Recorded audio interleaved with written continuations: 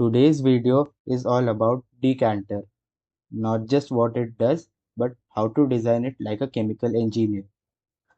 A decanter is a vessel used to separate two immiscible liquid phases, usually by gravity.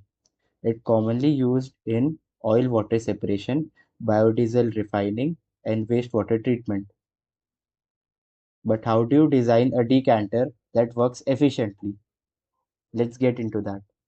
The primary design objective of a decanter is to allow sufficient time and space for the two liquid phases to separate without remixing. So the design must ensure, firstly, adequate residence time, secondly, minimal turbulence, third, stable interface control, and lastly, it requires efficient phase withdrawal. To the key design parameters for liquid-liquid decanter. First, we start with the volumetric flow rate denoted as Q. This is the amount of feed entering the decanter, usually measured in a cubic meter per hour or liter per minute. It's the starting point for all size calculation. Next is the residence time represented by tau. This is the time needed for the two liquid phase to separate effectively, typically between 10 to 30 minutes depending on the fluid properties. Using the simple formula V is equals to Q multiplied by tau, we can calculate the required volume of the decanter. To make sure our residence time is adequate, we apply Stokes Law to estimate the settling velocity of the dispersed droplet. The formula is V is equals to G multiplied by delta rho multiplied by D square whole divided by 18 mu, where delta rho is the density difference, D is the droplet diameter, and mu is the viscosity of a continuous phase. This tells us how fast the droplet settles under gravity.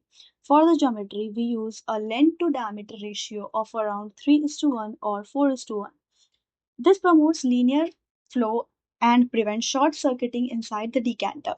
Finally, for phase draw off, adjustable weirs or interface level controllers are used to promote smoothly and efficiently separate to remove each phase without disturbing the interface. This structured approach ensures effectively phase separation and reliable decanter performance. Thank you. Most industrial decanters are horizontal cylindrical vessels. Why? First, more surface area for separation. Second, easy control of interface. Third, compact design compared to vertical layout.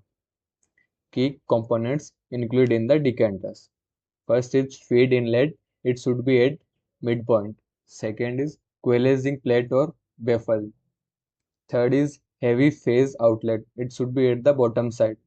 Fourth is light phase outlet. It should be at the top side.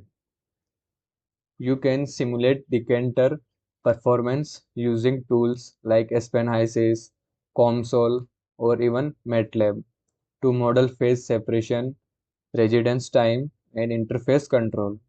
This helps validate your design before fabrication and optimize for flow patterns, baffle placement, and outlet positioning.